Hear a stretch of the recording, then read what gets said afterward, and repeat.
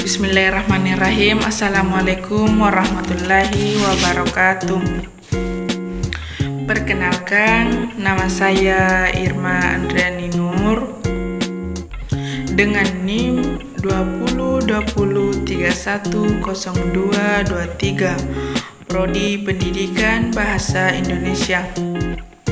Di sini saya akan mempresentasikan pengertian pidato rekreatif.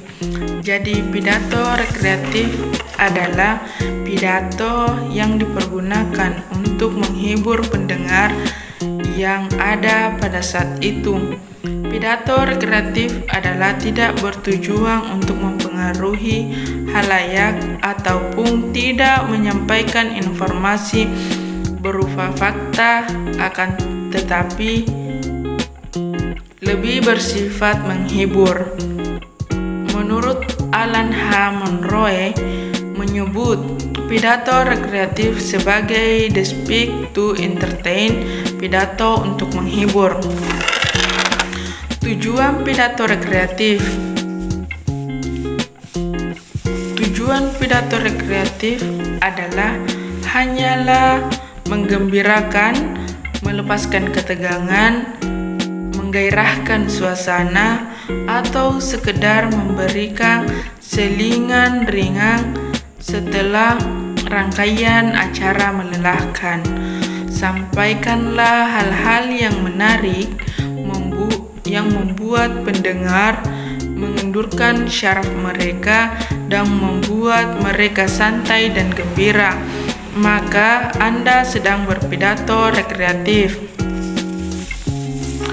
Karakteristik pidato rekreatif. Ada 5 karakteristik yang dikemukakan oleh Jalaluddin Rahmat 2000, yaitu A. Tidak melucu-lucu. B. Gembirakan diri Anda dahulu. C. Hindari rangkaian gagasan yang sulit. D. Gunakan gaya berbicara. E. Berceritalah secara singkat. Cara menyusun pidato rekreatif. Cara menyusun pidato rekreatif adalah pada dasarnya sama dengan pidato lain. Adapun cara menyusun pidato rekreatif yang baik yaitu tentukan maksud pidato. Dalam hal ini, tentu saja maksud pidato adalah membuat halayak banyak menjadi gembira. Ketahui kondisi para pendengar dengan melakukan analisis cepat. Misalnya, apabila pendengar pidato adalah korban bencana alam, maka haruslah diketahui kondisi psikologi mereka.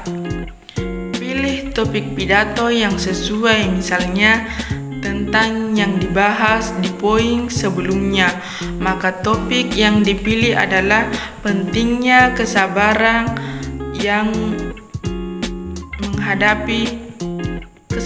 dalam menghadapi bencana.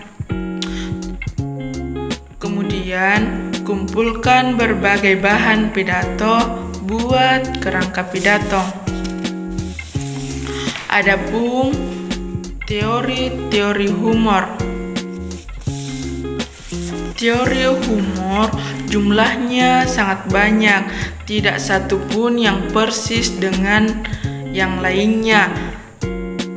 Tidak satu pun juga yang bisa mendeskripsikan humor secara menyeluruh, dan semua cenderung saling terpengaruh. Setiawan 1990 dalam Ensiklopedia Indonesia 1982 seperti yang dinyatakan oleh Setiawan 1990. Humor itu kualitas untuk menghimbau rasa geli atau lucu karena keganjilannya atau ketidakpantasannya yang menggelikan. Paduan antara rasa kelucuan yang halus di dalam diri manusia dan kesadaran hidup yang iba dengan sikap yang simpatik. Teori humor dibagi dalam beberapa kelompok menurut Mansur 1989, yaitu teori superioritas dan meremehkan, yaitu jika yang menertawakan berada pada posisi super, sedangkan objek yang ditertawakan berada pada posisi degradasi atau diremehkan atau dihina. Teori mengenai ketidakseimbangan, putus harapan, dan biosiasi. Menurut Arthur Koestler Setiawan 1990, dalam teori biosiasinya menyatakan bahwa hal yang mendasari semua bentuk humor adalah biosiasi, yaitu mengemukakan dua situasi atau kejadian yang mustahil terjadi. Konteks tersebut menimbulkan bermacam-macam asosiasi. Teori mengenai pembebasan ketegangan atau pembebasan dari tekanan. Humor dapat muncul dari suatu kebohongan atau tipuan.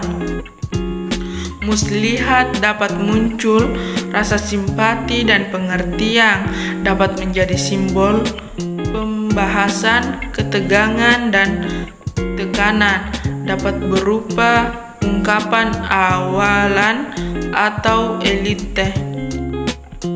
Dapat pula seperti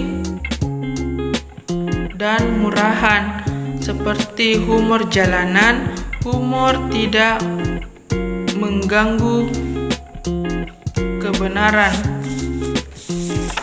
Teknik-teknik humor. Ada 4 teknik-teknik humor, yaitu 1. Teknik exaggeration, 2. Teknik bolakan mendadak, 3. Teknik pelesetan kata atau TPK, 4. Teknik ekstensi kata atau TEK. Contoh ekstraksi kata: lucu, unik, dan khas. Tuti, tukang tidur, tukang tipu, dan tumit tinggi. Gunawan, gundul menawan. Benci, benar-benar cinta, benar-benar ciamik. Cinta, cincin permata, dan cinabu. Ada beberapa cara untuk memplesetkan kata, diantaranya: A. Baca kata asingnya dulu. B. Kaitkan kata-kata asing tersebut dengan kata familiar yang sudah kita kenal, kemudian diplesetkan. C. Bayangkan kembali kata-kata tersebut dalam membayangkan mental.